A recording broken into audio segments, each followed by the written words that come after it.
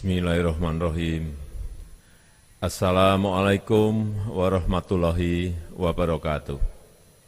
Selamat pagi, salam sejahtera bagi kita semuanya. Shalom, Om Swastiastu, Namo Buddhaya, salam kebajikan. Yang saya hormati para ketua dan pimpinan lembaga negara, Ketua MPR RI, Ketua DPR RI, Wakil Ketua DPD RI, yang saya hormati Menteri Komunikasi dan Multimedia Malaysia, Datuk Seri Panglima Anwar Haji Musa, yang saya hormati yang mulia para duta besar negara-negara sahabat, yang saya hormati para menteri Kabinet Indonesia Maju, yang saya hormati Gubernur Sulawesi Tenggara, beserta para gubernur, para bupati dan wali kota yang hadir, yang saya hormati Ketua Dewan Pers, Ketua PBI Pusat, tokoh-tokoh pers, dan rekan-rekan wartawan, hadirin dan undangan yang berbahagia. Pertama-tama, atas nama masyarakat, bangsa, dan negara, saya menyampaikan selamat Hari Pers kepada seluruh insan pers Indonesia dimanapun berada.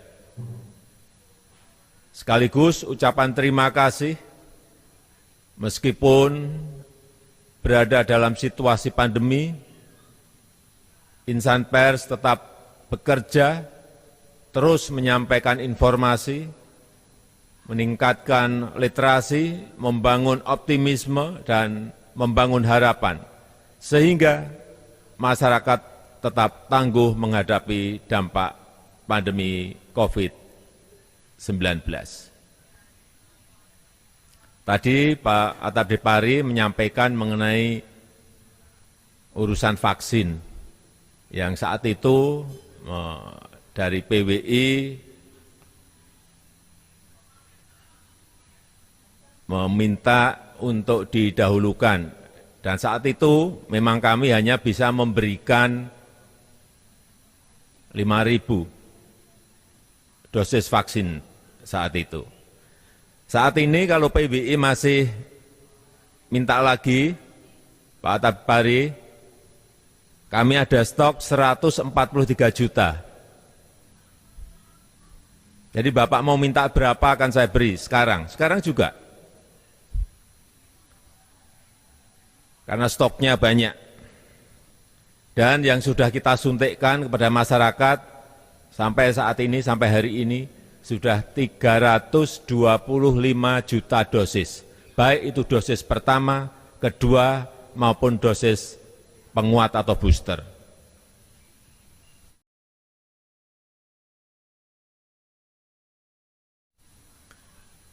Bapak Ibu sekalian yang saya hormati, saya tahu dalam 2 tahun terakhir, industri pers nasional mengalami tekanan yang luar biasa beratnya. Mengatasi tekanan akibat pandemi, mengatasi tekanan akibat disrupsi digital, dan juga mengatasi tekanan dari berbagai platform raksasa asing yang menggerus potensi ekonomi dan pengaruh media-media arus utama. Perubahan drastis lanskap persaingan media melahirkan berbagai persoalan yang pelik, yang tadi juga sudah disampaikan oleh Bapak Ketua PWI. Munculnya sumber-sumber informasi alternatif, tumbuh suburnya tren informasi yang semata mengejar jumlah klik atau views, membanjirinya konten-konten yang hanya mengejar viral, masifnya informasi yang menyesatkan bahkan adu domba, sehingga menimbulkan kebingungan dan bahkan perpecahan.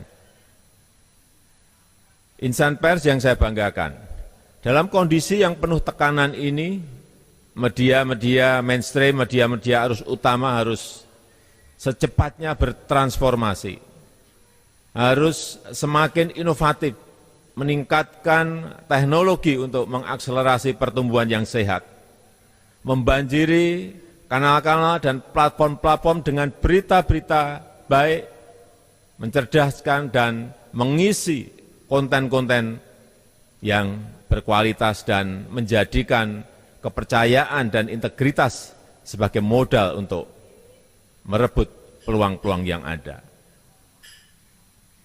Pers Indonesia harus mampu memperbaiki kelemahan sambil melanjutkan agenda-agenda besar bangsa, menguatkan pijakan untuk melompat lebih tinggi, dan mampu berselancar di tengah-tengah perubahan, mempercepat transformasi digital untuk menghasilkan karya-karya jurnalistik berkualitas, lebih cepat dan tetap akurat, dan tidak terjebak pada sikap pragmatis yang menggerus integritas kita.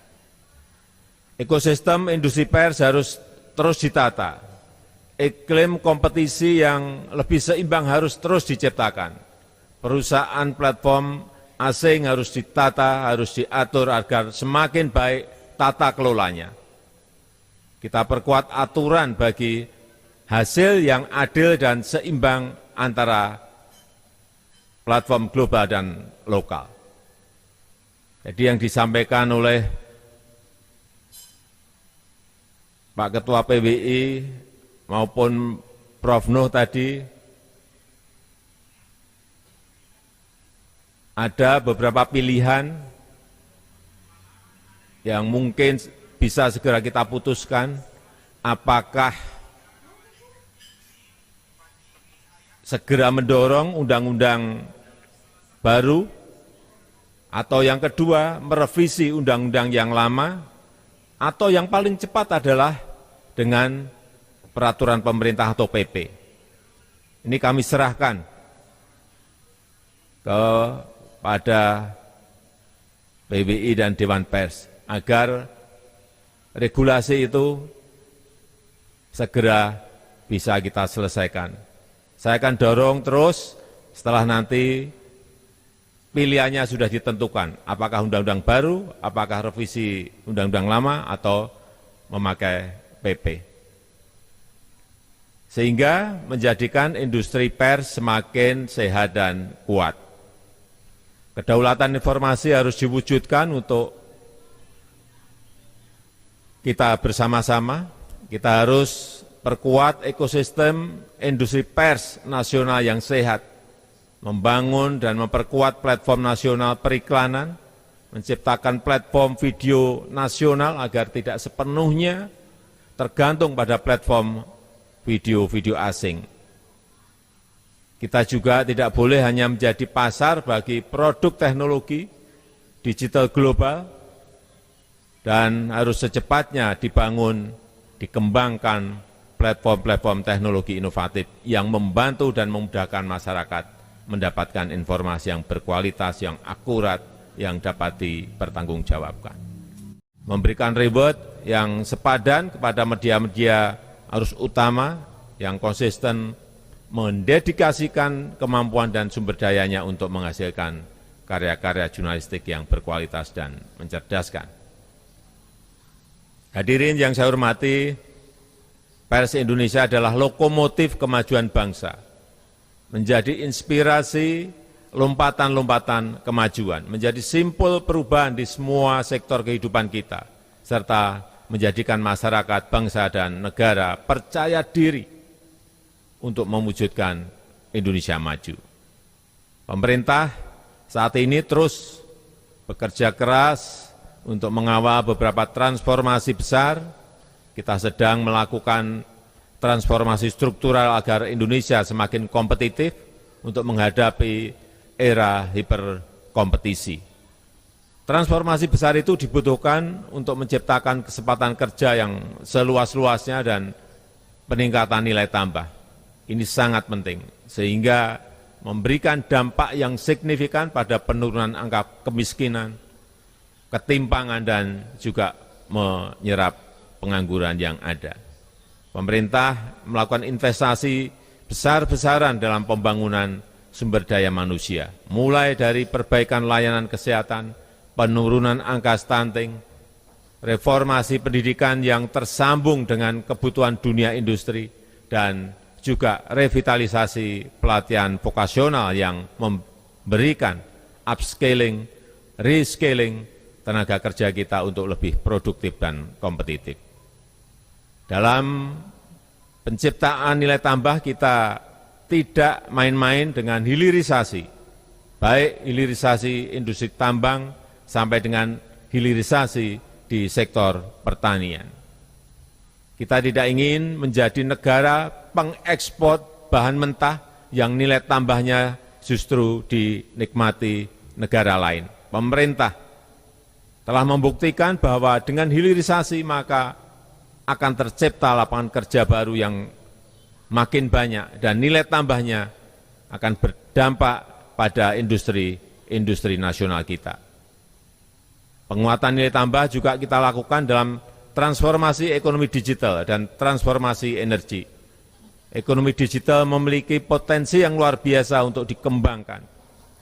8,4 juta UMKM kita telah kita dorong naik kelas masuk ke platform digital dan jumlahnya akan terus bertambah. Kita juga sedang bergerak untuk transformasi energi ke energi baru terbarukan dengan memanfaatkan geothermal, angin, solar panel, biofuel, arus bawah laut, dan tenaga hidro. Ini juga sejalan dengan komitmen pemerintah untuk menggerakkan ekonomi hijau yang akan berkontribusi pada penyelesaian persoalan lingkungan di tingkat global. Komitmen untuk transisi energi dan transformasi digital ini akan kita angkat dalam presidensi Indonesia di G20 di tahun 2022 ini. Indonesia akan menjadi tuan rumah berbagai acara berskala internasional. Ini sebuah kehormatan dan kepercayaan yang sangat berharga dan kesempatan yang sangat baik untuk menunjukkan kemajuan-kemajuan kita yang telah kita capai, sekaligus meningkatkan kontribusi pada upaya pemulihan ekonomi global. Tahun 2022, saat mata dunia tertuju pada Indonesia, pers punya tugas besar untuk mensukseskan agenda-agenda penting tersebut, memanfaatkan sebaik-baiknya kesempatan berharga yang kita miliki dengan mengabarkan kabar baik dan kabar kebaikan, menunjukkan ketangguhan dan kekuatan kita, kekompakan, persatuan, gotong royong, solidaritas yang menjadi modal penting kita dalam menghadapi pandemi. Hadirin yang saya hormati, pemerintah menyadari bahwa kerja besar transformasi bangsa ini masih banyak kekurangan dan keterbatasan.